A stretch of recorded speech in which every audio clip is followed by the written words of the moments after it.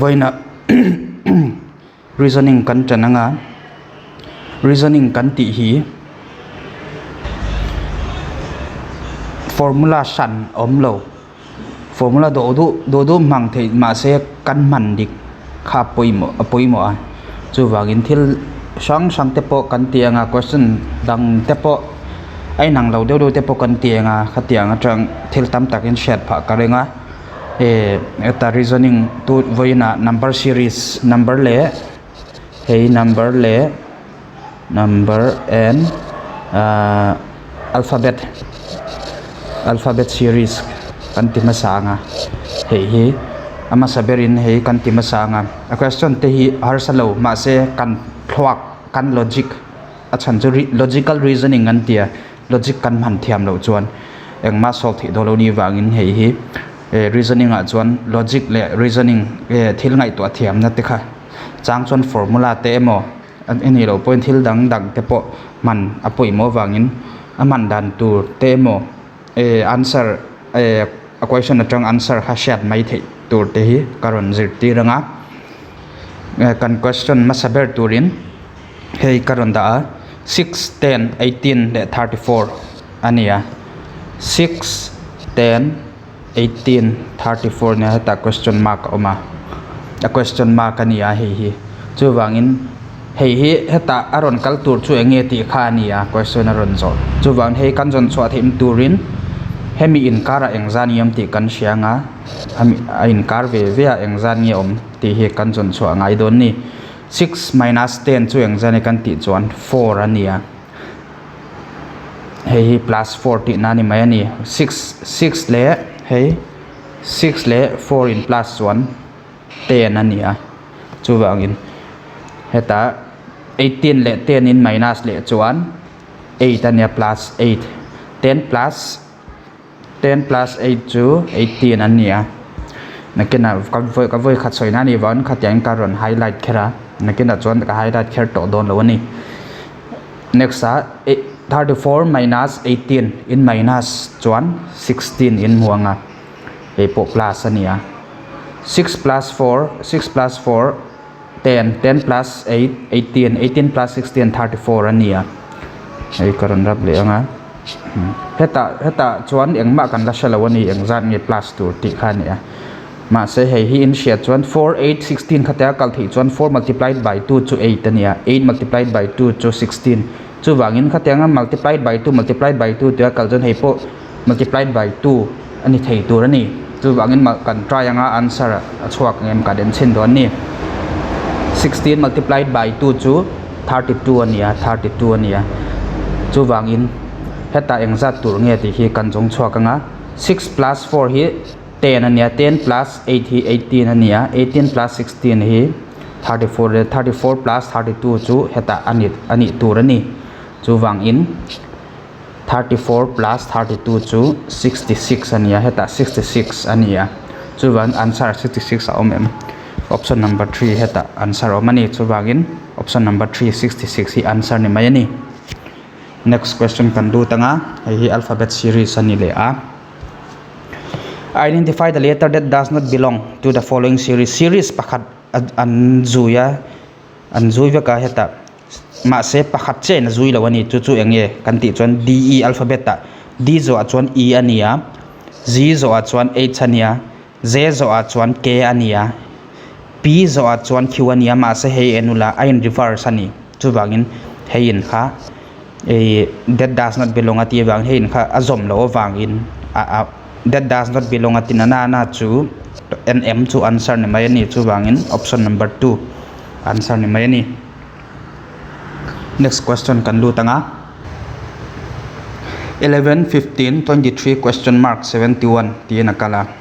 ta kan jang halanga 11 15 23 hi question mark ania 71 135 263 tiang thang kan jak mayang ta khat chu aleng to lo wang apoi chuang lo kan jon chwa tur chu hemuna om wang in hei hi ain kara engzan yom kan ti chuan 11 15 heta po 4 ania heta po 8 ania hei hi kan shalo hei po kan shalo a chan chu question mark nen enge minus 2 plus 2 kan shalo nga se heta 135 minus 71 in kara 64 a oma 263 le 135 minus ula engzan nge don kan ti chon 128 ania hei po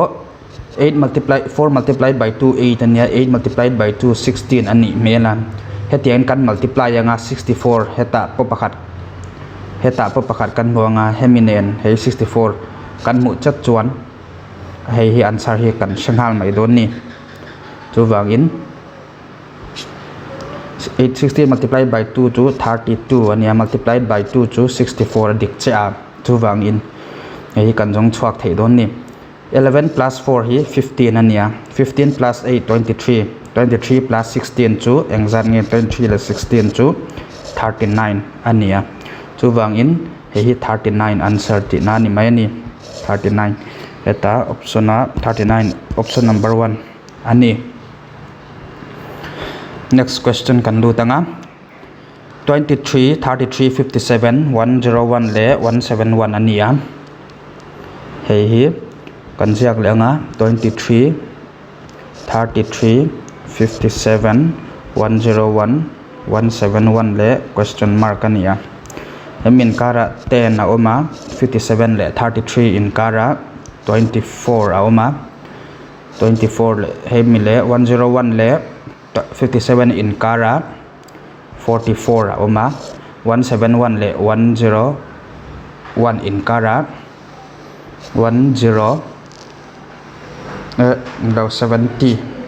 70 a oma hemi in kara kan shalawani hetiang pon a formula pakhat chia hi si ala siam theilo wangin a chan chu engzan nge ti kha kan soi theilo chuan voi khat kan na le chinanga hemi in kara 24 le 10 in kara 14 a oma hemi in kara 44 le 24 in kara 20 a oma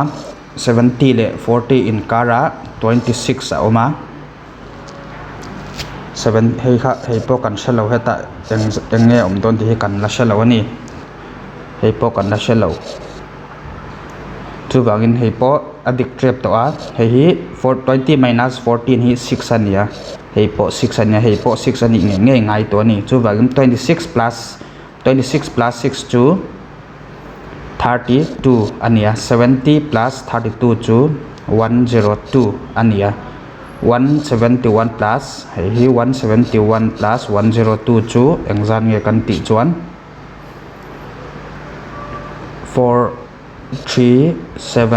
273 ania chu wangin answer hi 273 ani next kan du tanga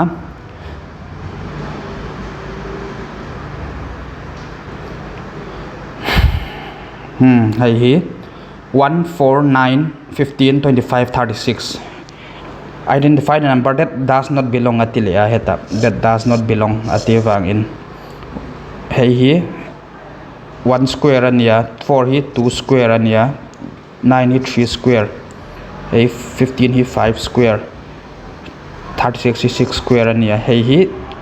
4 square tur chu nia 16 hei hi 16 tur ania ma se 15 an ziak dai wangin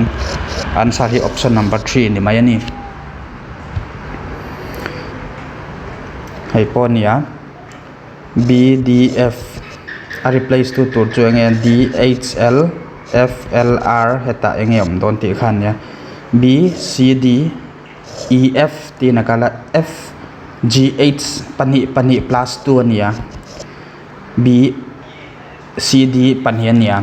DEF panhian ni le a FGH heta H oma masak berangai don ni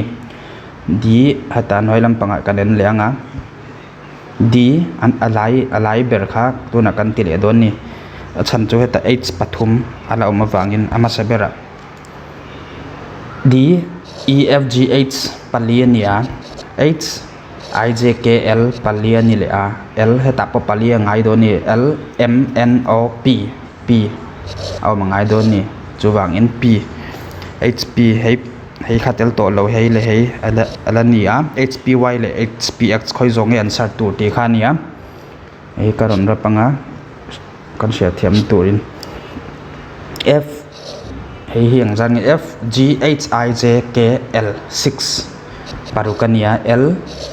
m n o p q r parukan ni le a heta po r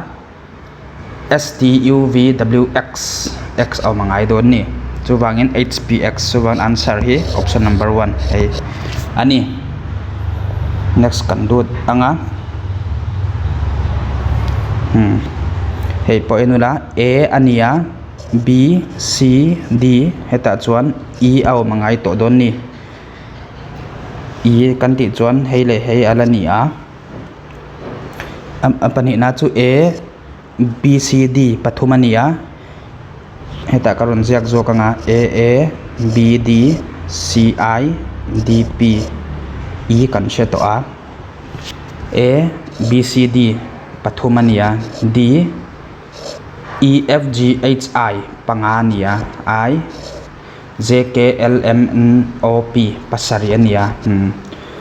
he pathum panga pasari anexa chuan pathum panga pasari zo a chuan parian ni thei don lo pakwa ani angai don ni 3579 ti nakala chuwangin p q r s t u v w x y y o mangai to don ni chuwangin answer chu option number 1 ani next up hei po harsalowa kg ania heta kg oma wangin g ma hian k oma chuwang hei hi k turani ani chuan k ma hian u a oma chuwangin k ma hian u a mangai do ni du kg ani chuan du kg om to a chuwangin hei po d ani du hei hi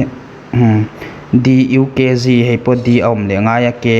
g du kg du kg du kg du kg ti na kalani chuwangin answer chu u k d g u ani chuwang u k d g u chu option number 2 ani hetang thil hi har salowa in sia thiam chon ol theng bera so thei don ni next question kan lu tanga series number series ani le a 55 dash question mark ania 64 91 155 280 ania hemi inkar kan shilo hemi inkar po kan shilo hemi inkara 64 le 91 inkara 27 na oma hemi inkara 155 le 91 inkara 64 a oma 280 le 155 inkara 125 a oma maina sula in che mai don ni chuwangin hei hi 3 cube ania hei hi 4 cube hei 5 cube ania 3 cube 3 voi thumin multiply chuan 27 ania 4 voi thumin multiply chuan 64 ania 5 voi thumin multiply chuan 25 ani chuwangin 1 3 4 5 ti na kala ama che yan 2 cube o manga yanga heta 1 cube o mangai don ni hei hi kan solve anga adik chuan 64 kan humai don ani hei hi 1 cube chu 1 ania 2 cube chu 8 ania hei kan solve anga 51 plus 1 chu 56 ania 56 plus 8 chu 64 ani chuwangin answer adik ti na ni mai ani chuwa answer chu 56 option number 1 ani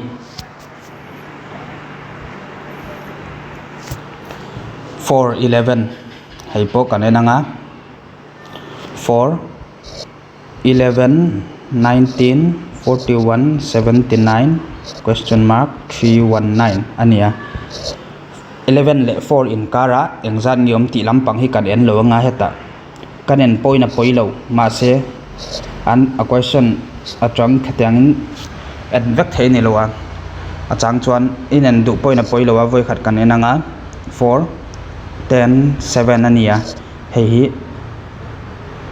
19 minus 11 to 8 ania hetiang in aron kalanga 9 10 11 12 13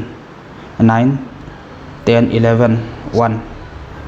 31 ania ain jom dan tu om lo shima chu wangin ba ka reasoning kan ti kha a formula sanam lo hetianga solve kher tur ti nam lo ma se tu na hetianga ka da te kha a solve hi anuam ber ania hatianga ron kal te chuan ansari mu a ol ber kha ni ama se ta chuan 4 multiplied by 2 chu 8 ania plus 3 chu 11 ania 11 multiplied by 2 minus 3 kha 19 ania 19 multiplied by 2 plus 3 kha 41 ani 41 multiplied by 2 minus 3 enroll plus how mai ta minus multiplied by 2 chu ai nang ve kania plus minus plus eta plus minus plus minus ti nakala hei shat turani hei po multiplied by 2 eta plus aron kal to donani ateng kan solve fanga top na 319 kan mu chuan answer na mai he mi hi answer ni ngal mai don ni 79 multiplied by 2 chu ang zani kan ti chuan 9 to 18 1 and 7 to 14 15 plus 3 turania 161 ania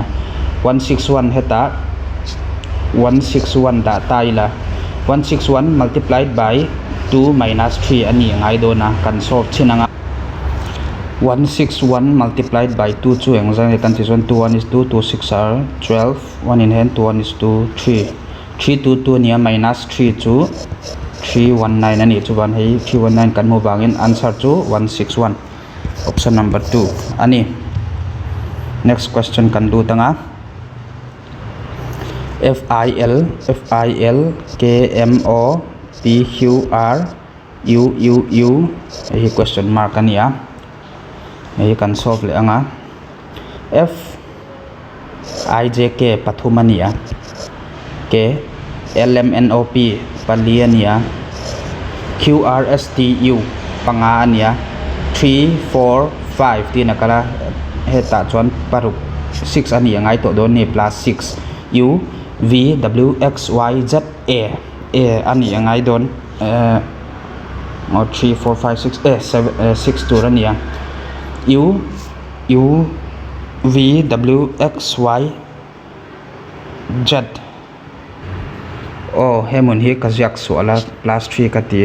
katia diklo F G H I J K plus 5 ania heipo K L M N O P plus 5 vekania heipo plus 5 ani donani Q R S T U plus 1 heta po plus 5 ani ngai V W X Y Z ania pani na chu I J K L M pali ania M N O P Q pali ani le a hetapo Q R S T U pali ania hetapo pali ani ngai don ni V W X Y ani nga hatiang dawin hetapo Z Y het hele heya ala mawangin top na po kan solve lo don ni L MNO pathumania PQR pathumania STU pathumania VWX X ani ngai to ne ZYX chu wang in answer to option number 3 ani next question kan lu tanga 9 14 24 39 59 question mark ania hemi in kara exam ge om kan ti chuan 5 a oma hemi in kara 10 a oma 39 minus 24 chu 15 ania 59 minus 39 chu 20 ania enula 5 10 15 20 ni chon heta next a chuan 25 aron kaldoni 5 10 15 20 25 next ni ta se 13 donani chu wangin hei hi 59 plus 25 chu exam nge kan ti chuan 84 ani chu wang in answer to option number 1 ani next question kan lu tanga question mark ani lia NH ZZ EL ania hei le lampanga akal daya E FGH lampanga kala E FGHIJ plus 5 le lampang akal wangin hei kha enge ni le don J K L M N J I A B C D F G H I J K L M N plus 4 ania ani chuan hei hi heta question mark ka enge ani don ti kha nia a in kan chananga 4 5 heta chuan lampa kalanga plus 6 ani ngai 4 5 6 ani awang in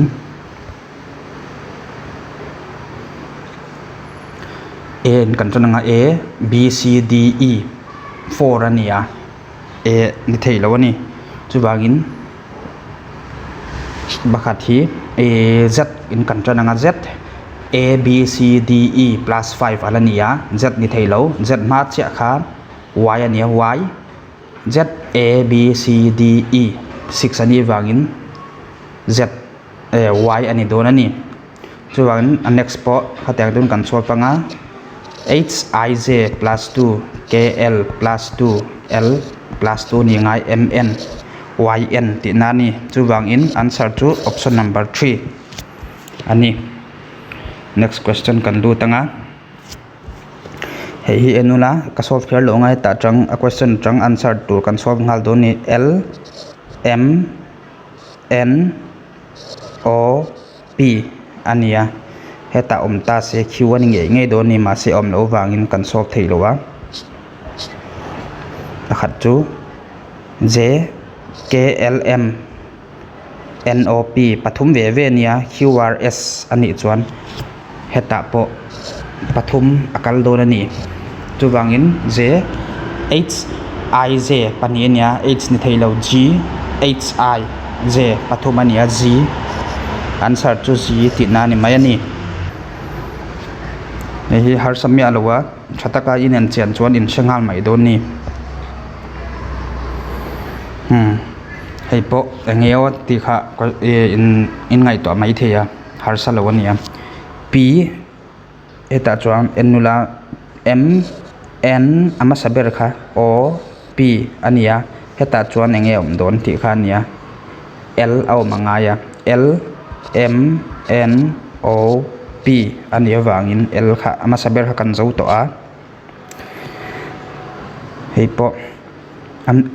apani na second alphabet chu b c d e ani wangin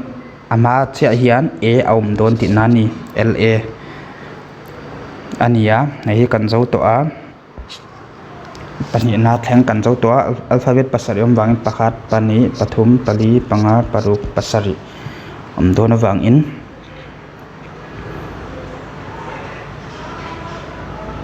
top na lampang kan en anga solve rang theina turin m n o p ania next to q ani anga anga het chuan q ani anga don ni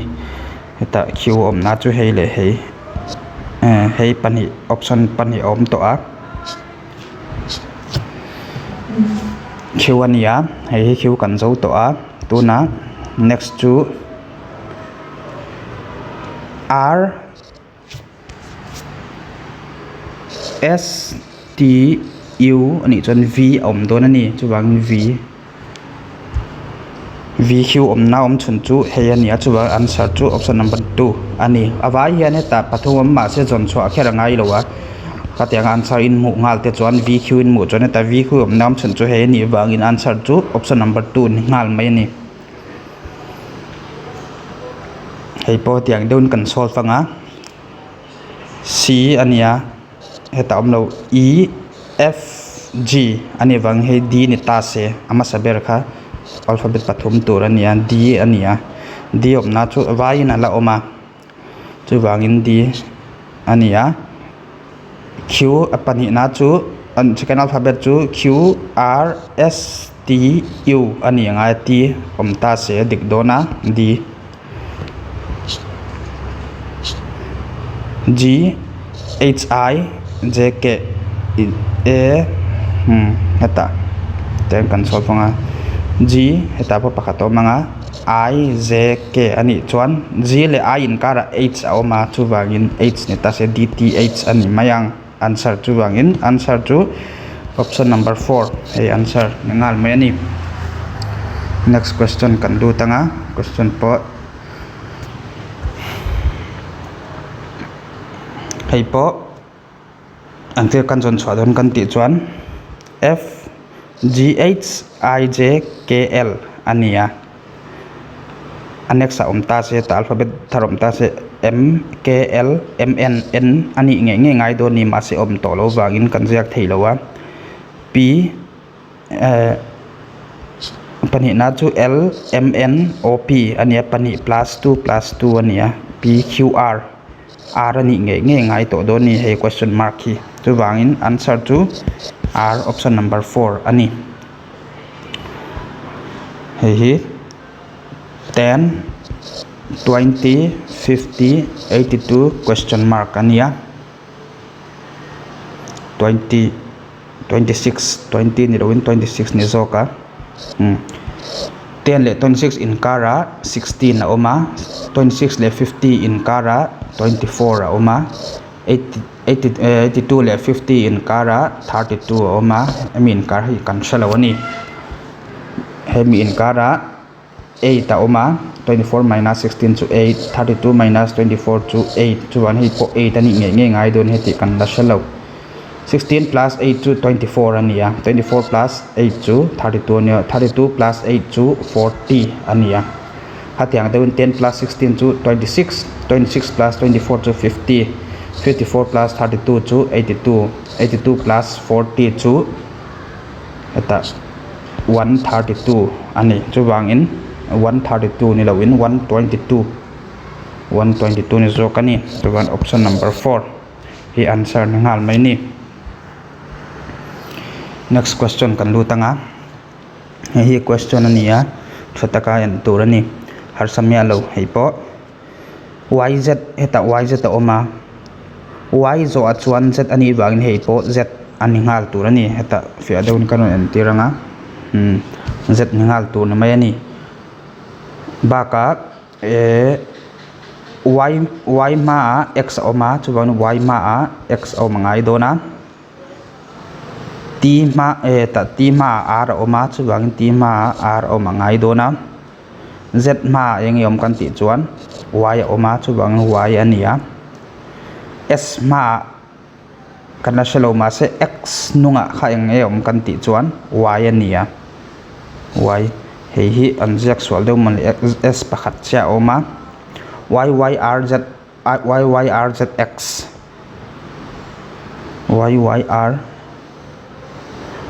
x ma hi ka zia swal wa ga ni zoka x ma heta x ma s a oma s ania yxz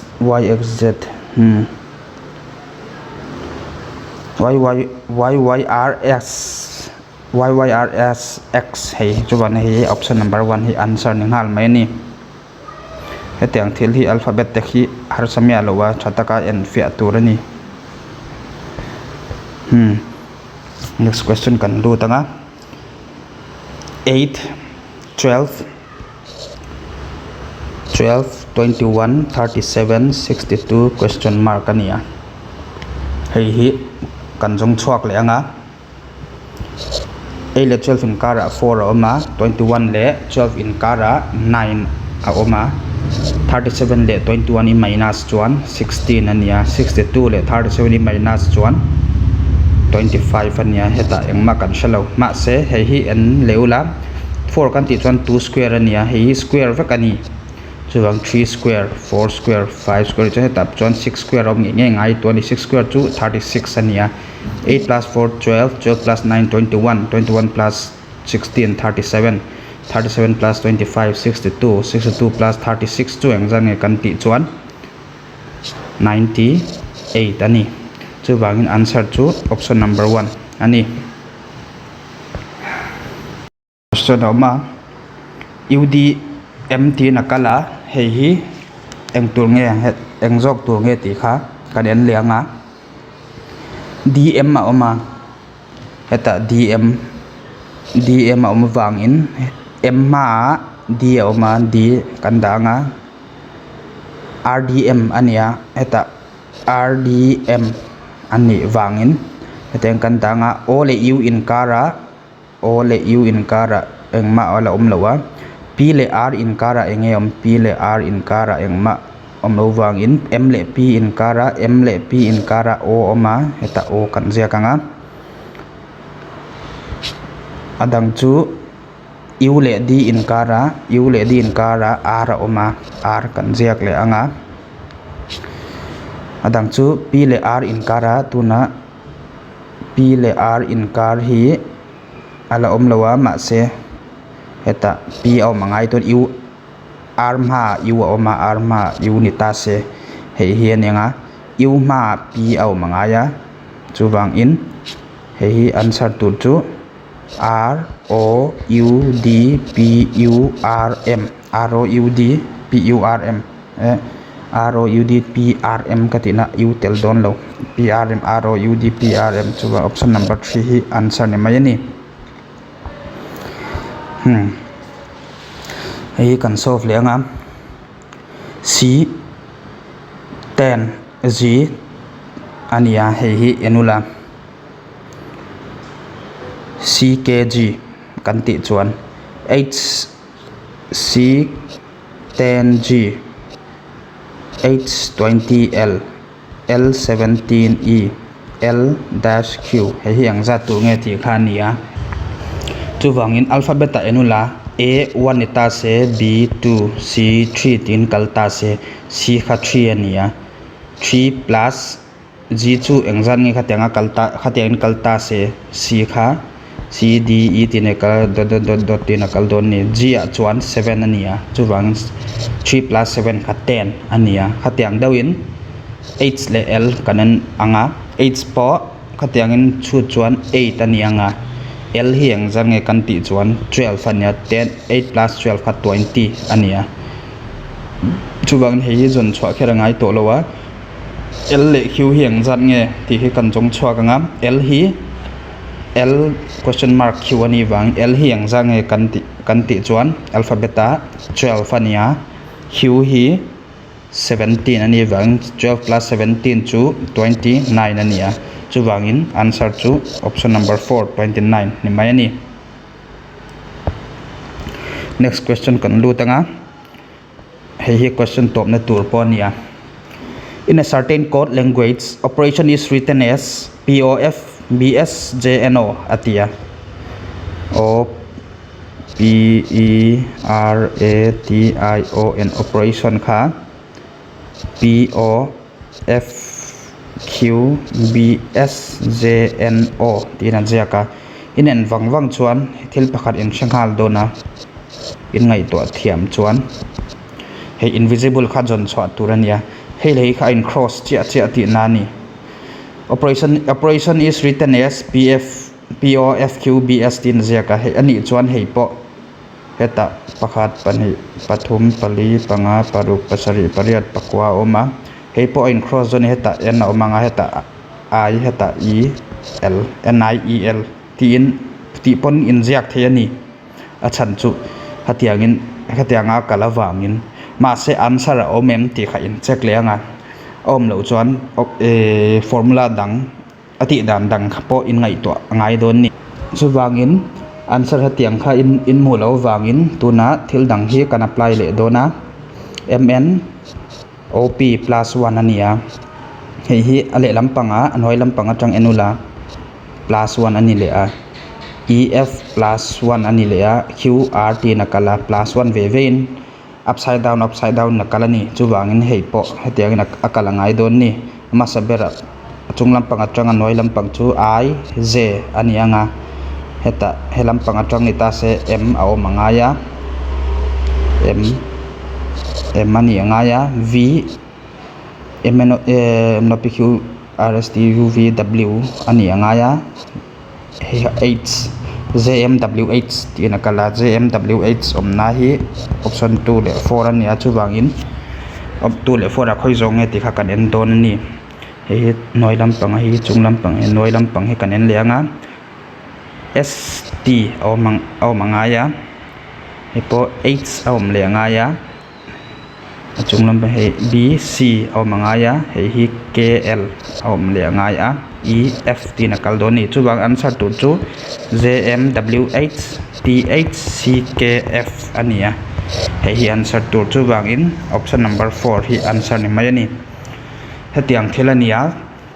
chu wang reasoning hi har samya lo ima se reasoning kan siat thiam na turin solve tam hi apoimo ma kan solve tam lo chuan engma kan sha thiam don lo solve po kan solve rang don lo wa speed and accuracy hi apoimo em am wangin competitive exam kha speed accuracy speed chak ma se accuracy iti dik thiam lo chuan izon le wa ka ngai chu wangin speed chau poimo lo accuracy po poimo ani kha shiata solve tam chuan reasoning po kan thiam don ni ti hi nge voina karon sai the ni e voina kan solve the tiang thlenga ne ka lo me